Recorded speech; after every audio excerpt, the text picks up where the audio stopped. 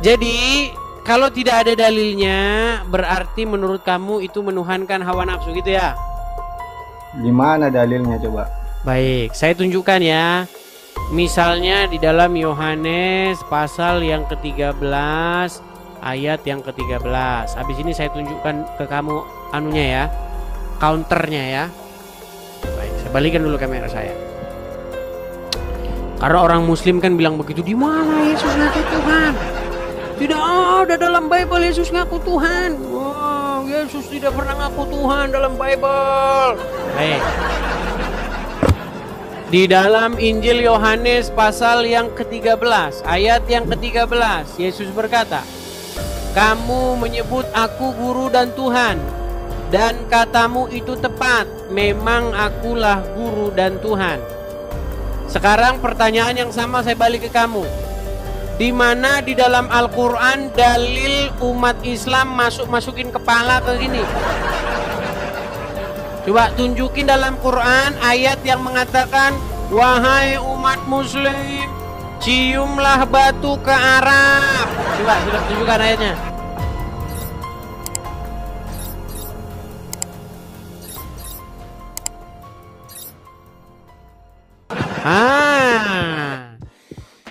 Kenapa Irfan? Anda tidak berbicara, dipanggil-panggil tidak bicara.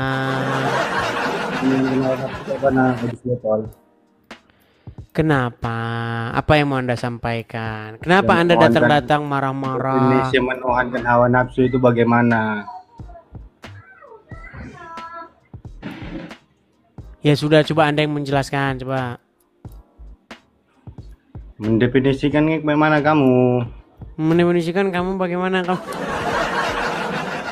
Oke, ada nggak orang yang mempertuhan hawa nafsunya? Iya, kayak seperti Oten. Oke, mempertuhan hawa nafsunya itu adalah orang-orang yang menaklukkan diri kepada hawa nafsunya gitu. Tanpa dalil, tak ada di dalam kitabnya tertulis dituhankan. Baik, tak ada dalam kitabnya tertulis dituhankan. Pernyataan yang cetar membahas. Gimana diperintahkan Yesus untuk menuhankan dirinya untuk selamat? Coba tunjukkan. Baik, kita pertama menuhankan dirinya selamat. Baik. Baik. Jadi Anda mengatakan bahwa tidak ada dalil di dalam Bible mempertuhan Yesus gitu? Mentuhankan Yesus selamat. Mentuhankan Yesus selamat. Kata-katanya begitu. Sembah dia gitu. Sembah gimana? Gini. Sembah gini. Duh. Lu Anda kan sembahnya dalam Islam gini. Ngerti aja suatu membawa masalah menuhankan hawa nafsu. Coba diatur dulu napasnya. Tarik napas. Hembuskan. Tarik napas lagi. Jangan gelap-gelapan. Sudah malu jadi orang Islam atau bagaimana? Kamu yang malu, nggak tolol botol. Saya tidak bisa melihat wajahmu, masalahnya gelap gulita. Coba balik dulu, arah kamera balik. Atau nyalakan lampu dulu, biar nggak gelap, biar bisa diskusi dengan baik. Nah, gitu. Baik. Jadi, kalau tidak ada dalilnya, berarti menurut kamu itu menuhankan hawa nafsu gitu ya? Di mana dalilnya coba? Baik, saya tunjukkan ya. Misalnya di dalam Yohanes pasal yang ke-13 ayat yang ke-13. Habis ini saya tunjukkan ke kamu anunya ya, counternya ya. Baik, saya balikan dulu kamera saya. Karena orang muslim kan bilang begitu, di mana Yesus ngaku Tuhan? Tidak ada dalam Bible Yesus ngaku Tuhan. Wow, Yesus tidak pernah ngaku Tuhan dalam Bible. Baik. Di dalam Injil Yohanes pasal yang ke-13 ayat yang ke-13, Yesus berkata, "Kamu menyebut aku guru dan Tuhan, dan katamu itu tepat, memang akulah guru dan Tuhan." Sekarang pertanyaan yang sama saya balik ke kamu. Di mana di dalam Al-Quran dalil umat Islam masukin kepala ke gini? Coba tunjukin dalam Quran ayat yang mengatakan, wahai umat muslim, ciumlah batu ke Arab. Coba tunjukkan ayatnya. Al-Ahzab 21. Al-Ahzab ayat 21. Al-Ahzab 21. Kita bukakan. Surat Al-Ahzab ayat 21. Al-Ahzab 21. Kita bacakan. Baik. Sesungguhnya telah ada pada diri Rasulullah itu suri toladan yang baik bagimu, yaitu bagi orang yang mengharap rahmat Allah dan kedatangan hari kiamat, dan dia banyak menyebut Allah, menyebut dan banyak menyebut Allah. Oke. Mana di sini dalilnya mencium batu? Mengikuti dirinya. Enggak ada di sini disebutkan ciuminlah batu, mana? Ya menuruti dirinya lah, ikuti dia. Oh, ngikutin Muhammad. Ditambah Oh, maksud lagi Anda Anisa orang nyium-nyium 80. batu ini ngikutin Muhammad. Anisa 80-nya lagi. Sebentar, satu-satu dulu. Menurut Anda orang cium-cium batu ini itu ngikutin Muhammad? Iya. Oke. Muhammad nyium batu suruh siapa? Ya kehendak dia lah, orang dia kemauan dia kok. Oke. Di dalam ayat Al-Quran dikatakan, tidaklah yang diucapkan Muhammad itu berdasarkan hawa nafsunya, tetapi kamu mengatakan ini berdasarkan hawa nafsunya, keinginan dia. Gimana perintah melarang, coba? Gimana? Di mana perintah melarang jangan ikuti Rasulullah, cepat. Kau tunjukkan. Baik. Saya tidak mengatakan, saya balik dulu kamera saya. Baik. Oke. Jadi, di dalam Al-Quran jelas dikatakan disuruh mengikuti Muhammad. Saya setuju dengan kamu. Karena memang kamu kan mempertuhan dia. Baik. Yang menjadi pertanyaan saya begini. Tenang. Saya belum selesai. Boleh saya bicara? Kau mempremi. Boleh saya bicara? Kamu itu tolol, nggak tahu perintah. Apakah boleh saya bicara? Tertulis di Al-Quran, kecuali tidak ada tertulis baru. Oke, ada nggak tertulis dalam Quran cium-cium batu? Itu kan tadi saya sudah sebutkan, ikuti perintah. Oke, Muhammad siapa yang merintahkan nyium batu? Dirinya sendirilah, kenapa rupanya? Berarti Muhammad mengikuti hawa nafsunya, betul? Larangannya, coba larangannya mana? Larangannya mana? Oke, sekarang saya tanya dulu sebelum saya tunjukkan larangannya. Allah, supaya kamu jangan mengikuti cium batu. Mana coba? Saya akan tunjukkan larangannya. Ya. Baik. Surat Al-Isra. Perhatikan ya. Ayat yang tapi sebelum saya ke sini dulu, saya tanya dulu. Batu kalau diciumin ada manfaatnya nggak? Itu kan untuk menghapus dosa, disebutkan di situ dia dalam hadis. Batu kenapa untuk rupanya? menghapus dosa. Oke, sebentar. Tenang. Siapa yang menghapus dosa?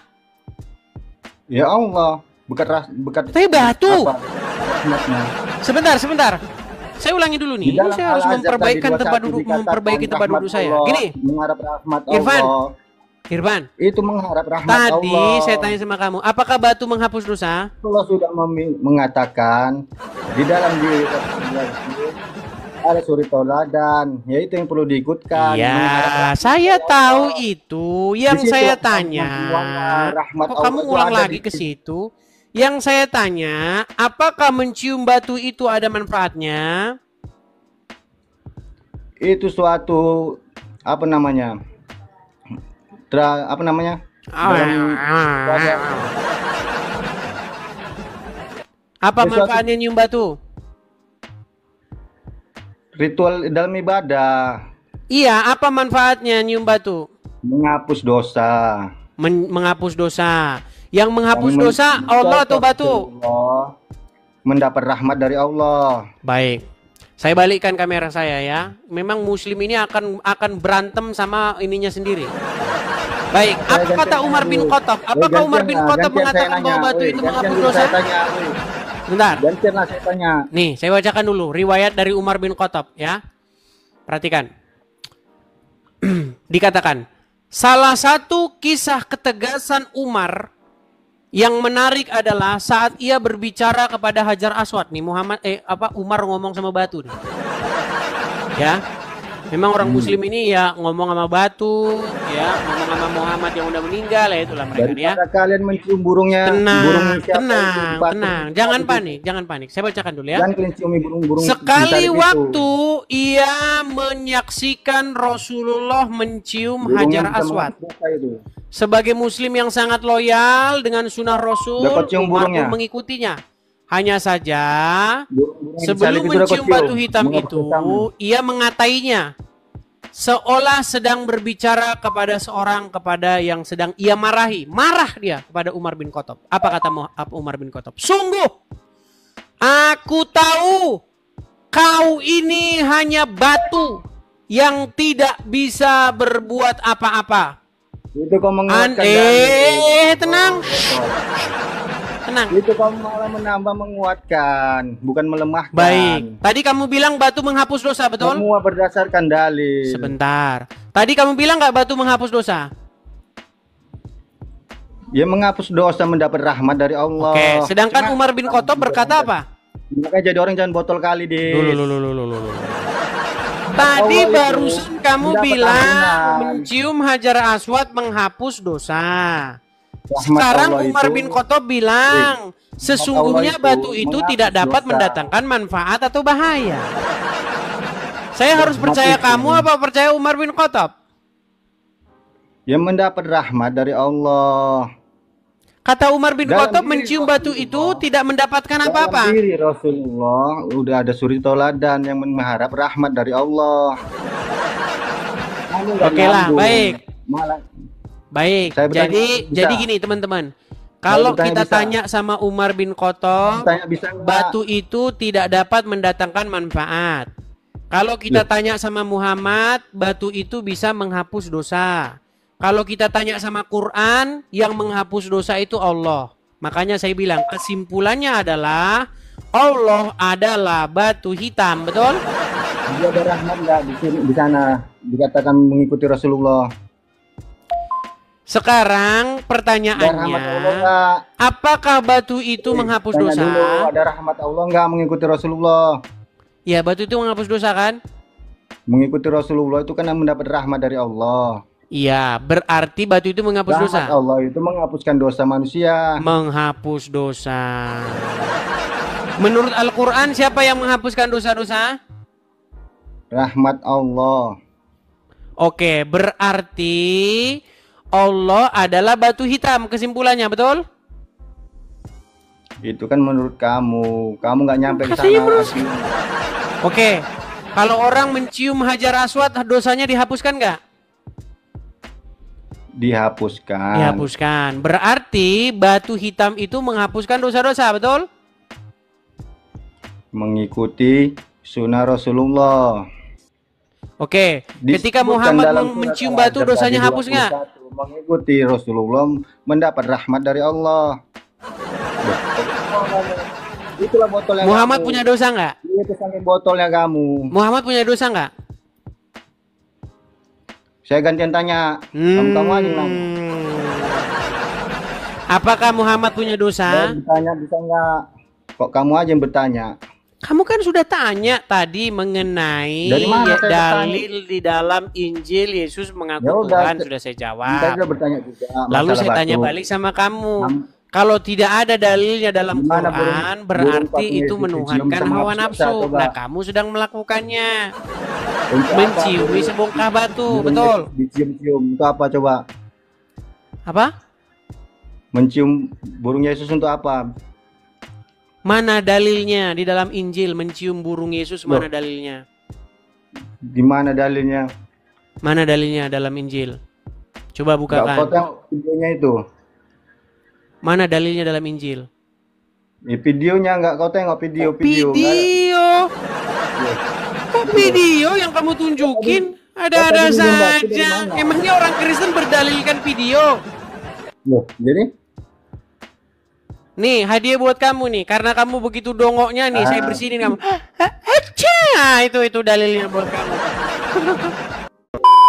Saudara, setiap kali umat Kristen menyatakan bahwa Yesus adalah Tuhan, pertanyaan yang selalu muncul dari sebagian umat Islam adalah, mana Yesus pernah bilang, "Aku Tuhan, sembahlah aku," dalam Alkitab? Pertanyaan ini diulang terus seolah-olah itu adalah peluru pamungkas. Pertanyaan ini dilontarkan dengan nada tinggi, pongah, seakan-akan seluruh iman Kristen bisa dijatuhkan hanya karena kalimat itu tidak tertulis persis seperti itu. Padahal, pertanyaan ini justru memperlihatkan ketidakkonsistenan dan standar ganda yang mencolok. Kenapa? Karena kalau memang semua harus ada dalil literal, eksplisit, kata demi kata, maka silakan jawab balik pertanyaan ini dengan jujur, mana dalam Al-Quran Allah menyuruhmu mencium batu Hajar Aswad? Atau di mana dalam Al-Quran disebut Muhammad adalah Nabi, ikutilah Muhammad. Ayo, tunjukkan satu ayat saja dalam Al-Quran yang mengatakan demikian. Tidak ada, sama sekali tidak ada, tapi anehnya, praktik mencium Hajar Aswad tetap dilakukan jutaan Muslim setiap tahun. Bahkan dianggap ibadah, bahkan dianggap sunnah, bahkan dianggap mulia. Pertanyaannya sekarang, kalau kamu bisa mencium batu tanpa dalil eksplisit dari kitab suci, kenapa kamu menuntut orang Kristen menunjukkan kalimat eksplisit Yesus berkata, "Aku adalah Tuhan"? Apakah kamu pikir Yesus harus bilang dengan redaksi yang kamu mau agar layak disebut Tuhan? Lalu bagaimana dengan fakta berikut, Yesus mengampuni dosa? Itu hak Tuhan, tapi dia melakukannya. Markus 2 ayat 5-7. Yesus berkata, "Sebelum Abraham ada, aku sudah ada." Yohanes 8 ayat 58. Ini menunjuk pada keberadaan kekal. Yesus berkata, "Aku dan Bapa adalah satu." Yohanes 10 ayat 30. Thomas menyebut dia, "Tuhanku dan Allahku." Yohanes 20 ayat 28, dan Yesus tidak melarangnya. Orang sujud menyembah Yesus, dan dia tidak melarang mereka. Tidak seperti para nabi lain. Mari kita buka lebih lebar, berapa banyak ritual Islam yang tidak diatur secara eksplisit dalam Al-Quran, tapi diterima dan dijalankan oleh semua Muslim. Jumlah rakaat salat, tidak ada di Al-Quran. Bacaan salat, tidak ditulis jelas di Al-Quran. Merayakan maulid, tidak ada di Al-Quran. Zikir pakai tasbih, tidak ada di Al-Quran. Tapi anehnya, semua itu diterima, diamalkan, bahkan dipaksakan ke sesama Muslim. Tapi ketika orang Kristen menyembah Yesus berdasarkan isi keseluruhan Injil, kamu bilang, mana ayat eksplisit? Itu bukan kritis. Itu kemunafikan beragama. Kamu tidak mencari kebenaran. Kamu cuma ingin menang debat. Dan ironisnya, kamu pakai standar yang bahkan tidak kamu terapkan ke dirimu sendiri. Ini bukan soal Kristen melawan Islam. Ini soal kejujuran intelektual. Kalau kamu berani bertanya dan mengkritik agama lain, maka kamu juga harus siap dikritik. Jangan cuma bisa tunjuk jari keluar, tapi buta terhadap kontradiksi dalam keimananmu sendiri. Kalau kamu bisa berkata, Yesus bukan Tuhan karena tidak pernah berkata secara eksplisit, maka siap-siap dengar juga, mencium batu bukan ibadah karena tidak ada perintah eksplisit dalam Al-Quran. Jangan takut dengan standar yang kamu buat sendiri. Kebenaran tidak selalu datang dalam bentuk kalimat eksplisit. Bahkan Al-Quran sendiri penuh ayat-ayat yang butuh tafsir, sebab-sebab turunnya ayat, konteks, dan penjelasan para ulama. Umat Kristen percaya Yesus adalah Tuhan bukan karena satu kalimat, tapi karena keseluruhan hidup, perkataan, dan kuasa Yesus menyatakan keilahiannya. Jadi kalau kamu bisa pahami satu, pahamilah yang lain. Jangan jadi orang yang hanya mencari pembenaran, tapi buta terhadap kebenaran. Maka, kalau kamu bertanya, mana ayat Yesus bilang, "Aku Tuhan"?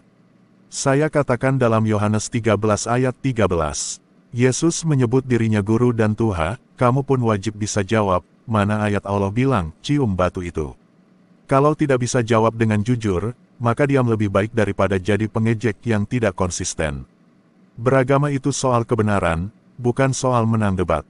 Kalau kamu tidak sanggup memakai standar yang sama pada agamamu sendiri, maka kamu tidak pantas mempertanyakan agama orang lain. Mulailah dari kejujuran, karena tanpa itu, imanmu hanya tinggal seragam.